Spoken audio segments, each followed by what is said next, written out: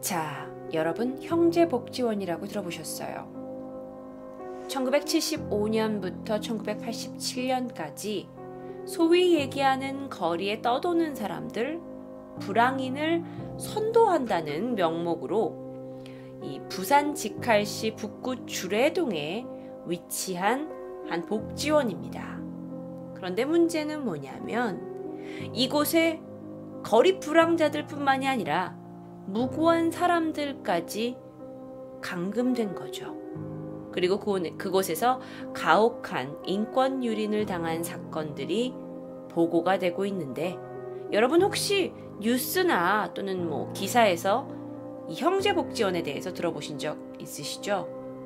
없으시다면 지금부터 들으시면 되겠네요. 1975년이었습니다. 그 박정희 정부 시절이었는데요. 정부는 거리를 배회하는 불황인들을 영장 없이 구금해도 된다라는 이야기가 있었어요. 그래서 그게 실천이 되기 시작했죠. 실제로 이제 이 사진이 이제 과거에 뉴스에 난 사진인데, 이제 통금 시간을 지키지 않은 사람들이 경찰서에 끌려가는 사진이거든요. 옛날 옛적 이야기지만 옛날 사람들은 이렇게 12시가 딱 정해졌는데 그 이후에 사람들이 지나다니면 나라에서 잡혀가요. 그런 시대가 있었어요. 자, 그러다 전두환 정권 때가 되면서 불황인 복지시설 운영 개선에 대한 대책이 마련해졌고요. 불황인에 대한 어떤 업무 처리반이 생기게 됐어요. 그러면서 그들을 강제로 수용하게 되도록 만든 거죠. 왜요? 아니 서울역 앞에 가도 요즘 노숙자들 많고 이런데, 그러면 전두환 시절에는 노숙자가 허용되지 않는 거예요? 네. 실질적으로는 1988년 서울 올림픽을 이제 준비하고 있었는데, 이걸 좀 성공적으로 치르기 위해서 사회 정화가 필요하다라는 게 정치적인 목표였어요. 나라에서의 목표였어요. 그래서 만약에 네가 거리에서 돌아다니고 있는데 술에 취해서 비틀거리거나 또는 신분증을 요구를 했는데 주민등록증이 없으면 여러분이 이 형제복지원에 가는 것이 원칙이었으나, 실제로는 어떤 실적 채우기의 목표로서 무고한 사람들이 잡혀 들어가게 된 거죠.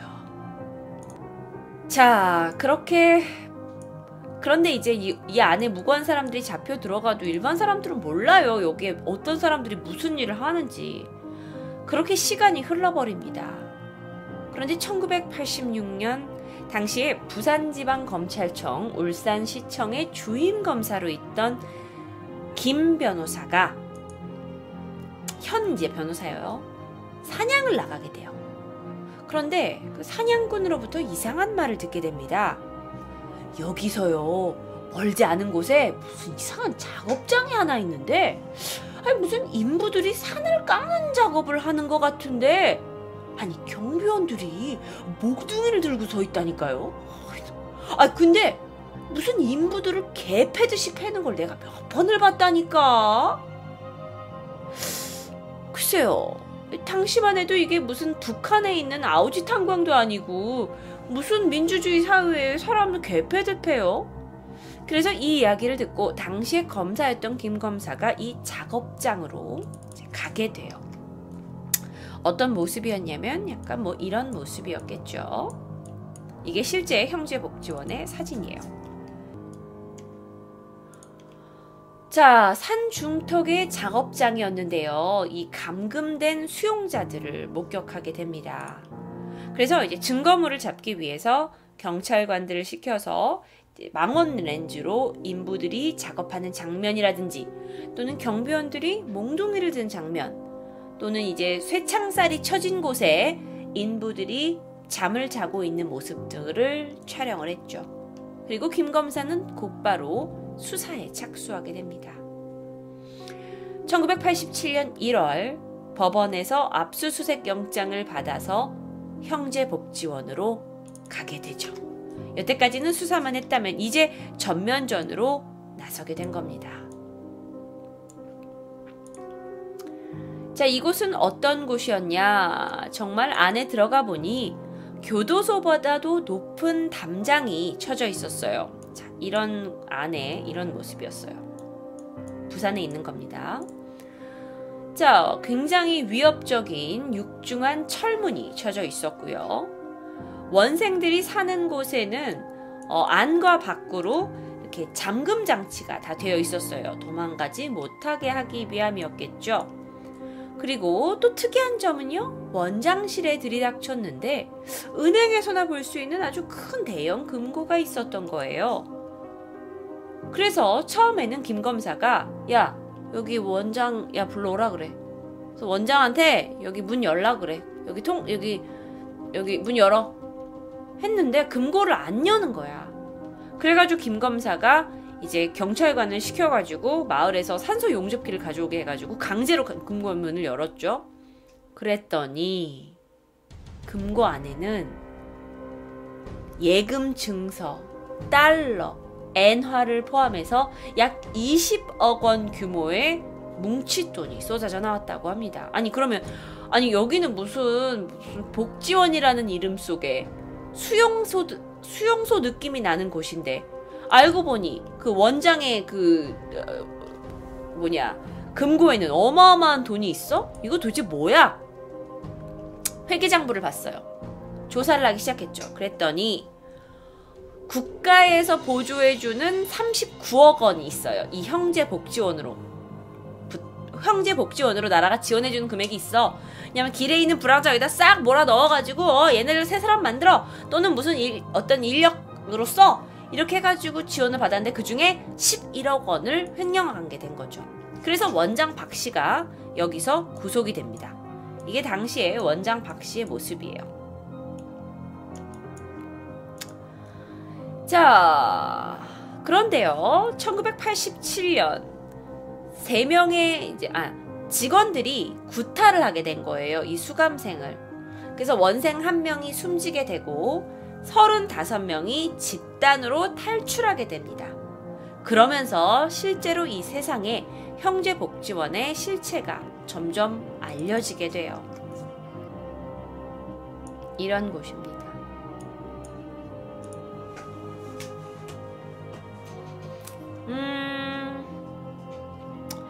자, 이곳은 원래 불황화 선도를 목표로 받은 곳이에요. 그래서 돈도 받고 연간 20억 원의 예산이 여기에 이제 편성이 돼 있었고, 노숙자, 고아가 원래 이제 들어가기로 했었는데, 알고 보니 남녀노소 통금 시간 이후에 돌아다니는 사람들을 마구잡이로 잡아들인 거예요. 왜? 머릿수 늘리려고요. 여기에 머릿수가 더 늘어나게 되면 국가로부터 더 많은 예산을 받을 수도 있잖아요. 그래서 불법적으로 그 사람들을 데려다가 감금시키고 강제 노역을 시켰어요. 그러니까 여러분 쉽게 얘기하시면, 지금 만약에 우리가 통금제도가 있어요. 그럼 여러분이 너무 늦게 밖에 나갔어. 여러분 엄마 아빠 밑에서 엄마하고 형하고 동생하고 잘 같이 살고 있는데 오늘 밖에 집에 나갔다가 갑자기 경찰이 와가지고 너 불황하라 해가지고 여기를 끌고 간 거예요.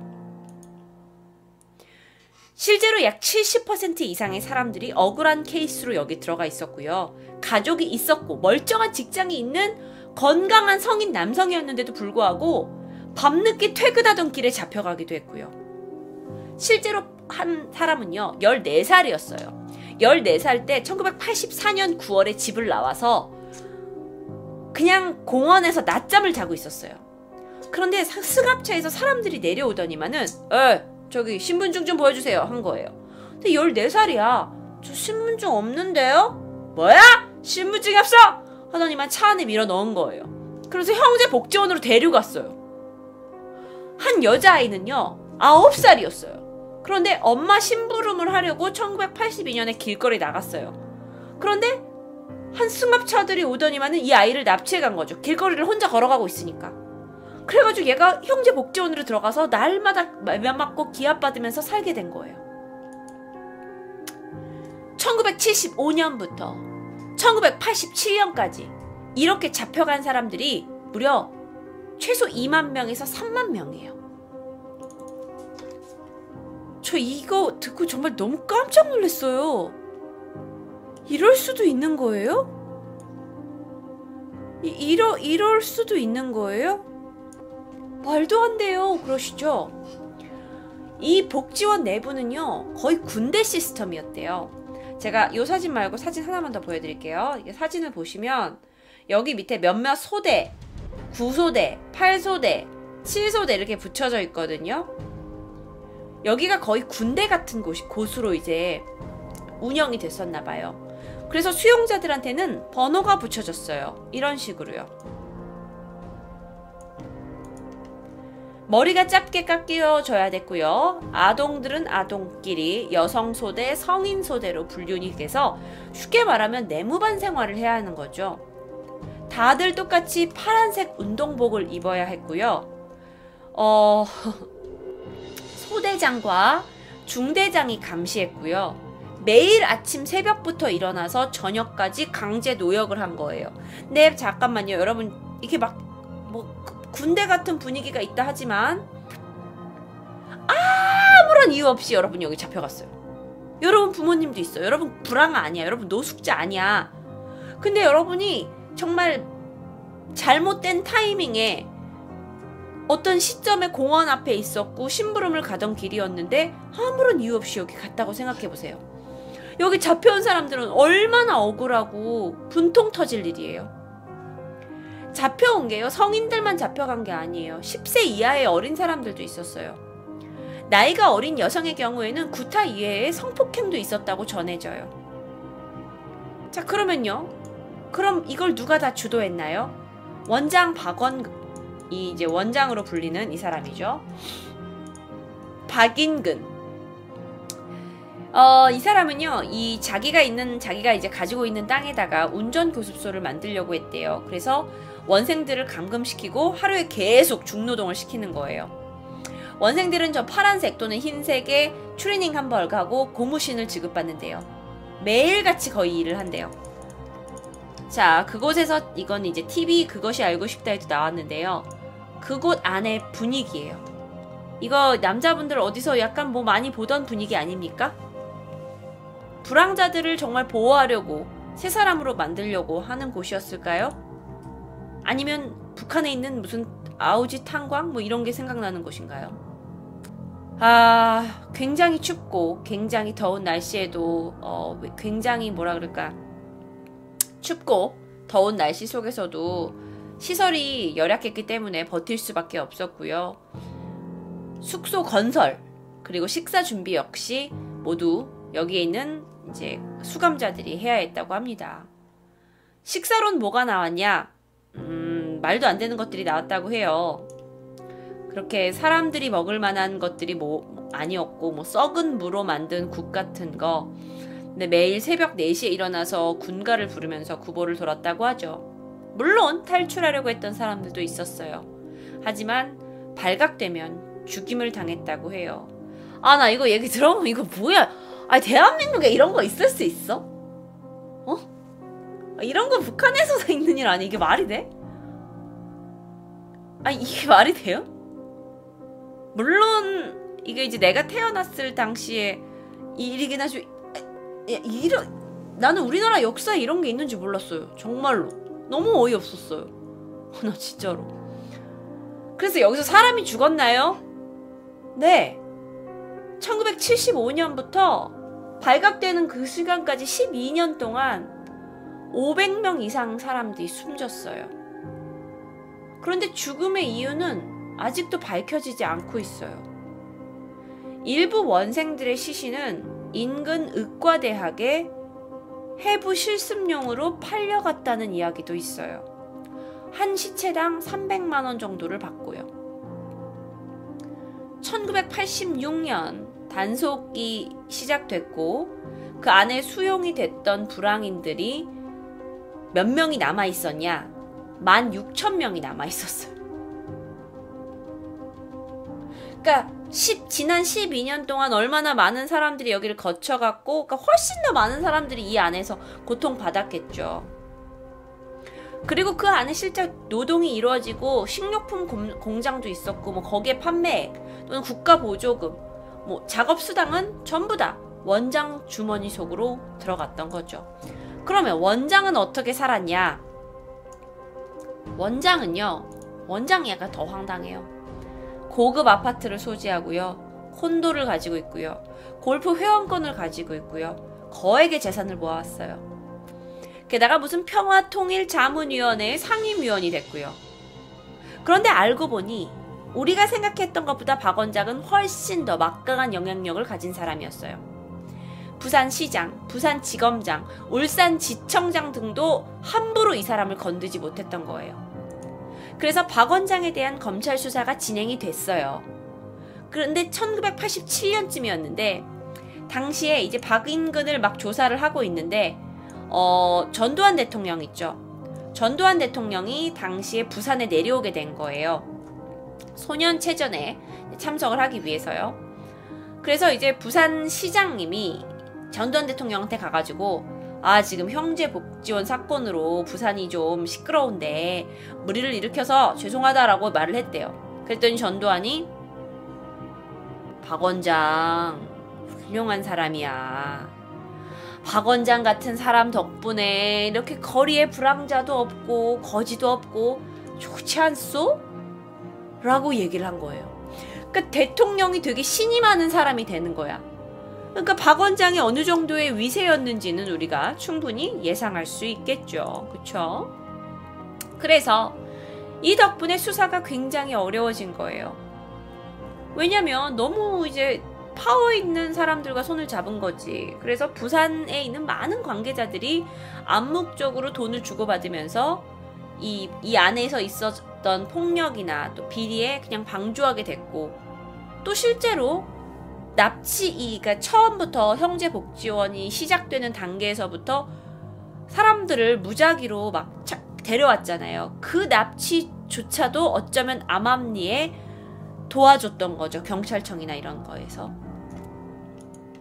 실제로 경찰한테 가서 나는 집이 있다, 나는 가족이 있다, 나는 불황자가 아니다, 내가 원래 아는 곳을 알려줄 테니까 날 그곳에 데려달라 하고 경찰차를 탄 사람도 결국 복지원으로 끌려오게 된 거니까요. 실제 나중에 이제 수사가 이루어지니까 부산 직할시장이 있었어요. 그럼 부산 직할시장은 담당 검사한테 청탁 전화하고 또 이 보사부 장관한테 박 원장을 바로 석방되도록 해줘라 라고 하기도 하고요. 나중에 김영삼 정부 때는 법제처장을 지낸 송종의라는 부산지검 차장검사가 있었는데 아예 이 차장검사는 이 모든 사건에 대한 수사 철수를 지시했습니다. 그래서 여러분, 지금 제가 이야기하고 있는 이 사건은 여전히 대한민국에서 굉장히 민감한 사건이에요. 어쩌면 세월호 사건이 터지고 나서 우리가 이 비선 실세라는 것을 알지 못했다면, 이 사건으로 인해서 커지지 않았다면 세월호 7시간을 밝히기 위한 이 모든 일련의 여러 가지 사건들이 있었잖아요. 그 전에 우리가 어쩌면 점점 잊혀져 갔던 사건이 될 수도 있었거든요. 세월호 사건은요. 근데 형제복지원 사건도 또 우리 역사상에서 그런 것 중에 하나더라고요. 분명히 벌어지고 그에 대한 피해자가 있었어요. 그 안에서 죽어나간 사람도 있고 살아나온 사람도 있어요. 그래서 우리가 이게 왜 억울하다, 왜 우린 그때 잡혀간 거냐, 우리를 보상해달라, 우린 여전히 고통스럽다라고 얘기하시는 분들이 있지만 아직도 이 사건은 해결되지 않았어요. 답답하죠. 1987년 형제복지원은 폐쇄됐어요. 하지만 2012년 이 폐쇄 이후에 한동안 잊혀지고 있다가 여기에서 이제 피해 생존자이던 한종선 씨가 국회 앞에서 1인 시위를 하게 된 거죠. 그러면서 이 안에서 더 많은 이제 피해자들이 있었다는 걸 우리가 알게 됩니다. 저도 그런 계기로 오늘 이 사건을 가져오게 되고요. 자, 이 당시의 사건에 대해서 박인근은 뭐라고 얘기를 할까요? 박인근은 나는 양심적으로 시설 운영한 거다. 이 사람이 지금 박인근인데요. 나는 양심적으로 시설 운영했다. 그런데 오히려 내가 이렇게 운영하는 걸 시기하는 사람들이 있어가지고 일이 이렇게 된 거다. 오히려 나는 이들을 명예훼손죄로 고발하겠다 하는 것도 있었다고 합니다. 형제복지원 사건은 아직도 해결되지 않았어요. 박 원장이요. 예, 구속은 됐는데요. 처음에 20년 받았거든요. 그러다가 15년으로 줄어들었고요. 결국 재판부는 1심에서 징역 10년을 받은 사람을 다시 4년으로 줄여줬고요. 그 다음에 다시 2년 6개월로 감경했어요. 에? 그러니까 20년이 아니라 2년 6개월이라고요. 박 씨가 횡령했다고 이제 보여지는 이 국가보조금 12억 원에 대해서는 검찰은 7억 원에 대해서만 기소했어요. 7번의 재판이 열렸는데 업무상 횡령했다. 외화 관리를 이제 외화를 가지고 있었으니까 그걸 위반했다라는 거에만 유죄가 적용이 됐고, 이게 답답할 노릇이에요. 형제복지원에 무고한 사람들을 불법적으로 구금했고 폭행했고 살인했다라는 것에 대해서는 재판을 받지 않았습니다.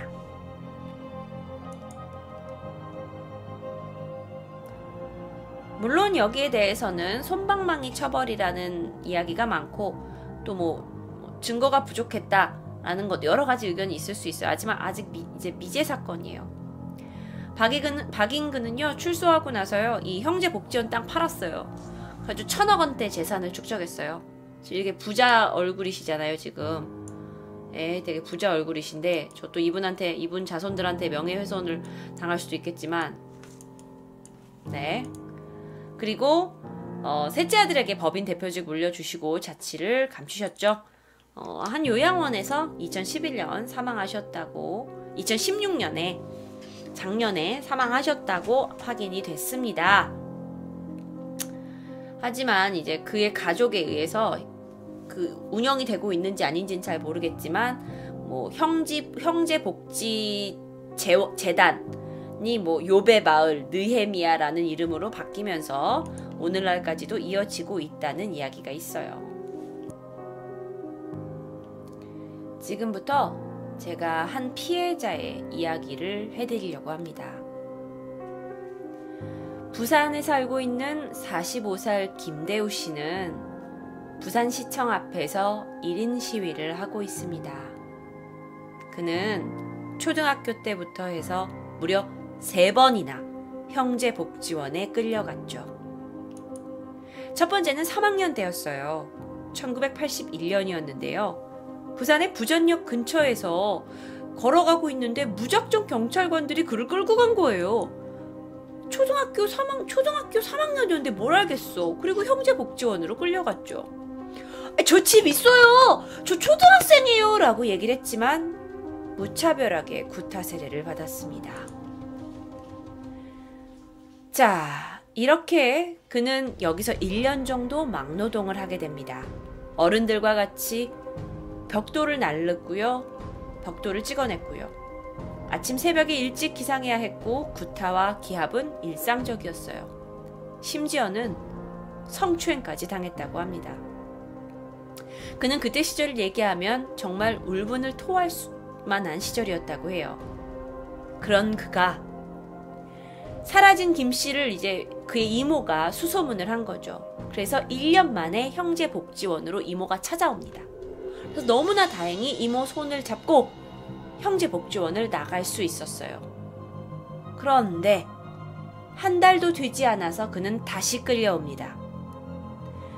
그는 역 근처에 살고 있었는데 그 역 근처에 파출소가 있었어요.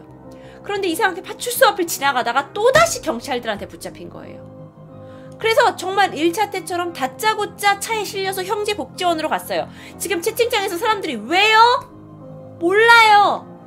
이 사람도 답답한 거예요. 왜 자기가 도대체 끌려갔는지 모르겠는 거예요. 너가 그냥 운이 안 좋았어요. 그때 당시에 경찰서 사람들이 야 이번에 형제복지원에 10명 넣어줘야 된대. 저 앞에 가는 쟤 있네. 쟤 넣어. 다시 형제복지원에서 생지옥 생활을 이어갑니다.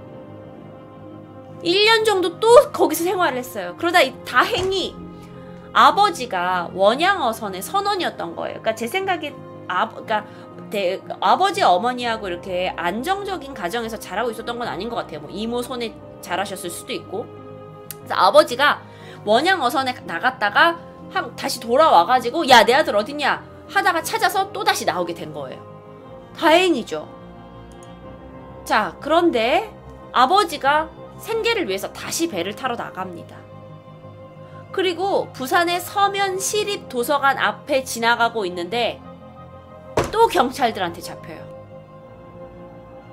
또 형제복지원으로 끌려와요. 3번째예요. 그러다 그는 결국 1985년 왔다 갔다 4년의 시간이 흐르고 나서 5년의 시간이 흐르고 나서 형제복지원에서 나오게 돼요. 이게 뭐예요? 왜 이게 뭐예요? 왜 그러는 거야? 이거 뭐예요? 그래서 그는 부산시청 앞에서, 부산경찰서 앞에서 시위를 하고 있어요. 저 초등학생이었는데요. 저 한 번도 아니고 3번이나 왜 끌고 가신 거예요? 저 이유라도 들읍시다. 나 이유라도 알고 싶어요. 그렇게 그는 계속 1인 시위를 하고 있다고 합니다.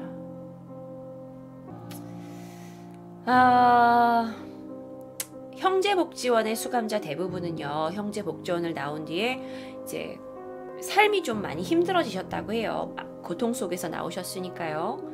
그리고 진상규명을 통해서 명예를 회복시켜달라고 주장하고 있어요. 실제로 2013년 12월 형제복지원 진상규명을 위한 대책위원회를 구성을 했고요. 국가를 상대로 인권 침해에 대한 진상조사와 배상을 요구했죠. 하지만 2014년 2회에 걸친 법안은 새누리당 국회의원들의 반대로 무산이 됐다고 합니다. 그러면서 형제복지원 생존자들 11분이 모여서 특별법 제정을 눈물로 호소하며 삭발했던 사건이 있었습니다.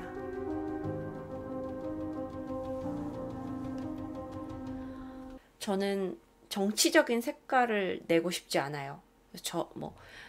제가 여기서 새누리당을 언급하게 된 것은 실제로 조사 결과 그랬기 때문이지만, 제가 여기서 한 당에 대해서 막 폄하하거나 비판하려고 이 말을 한 건 아니니까 이걸 정치적으로 받아들여 주진 말아주세요. 팩트만 전달하려고 노력했습니다. 오늘의 토요 미스테리는 여기까지입니다.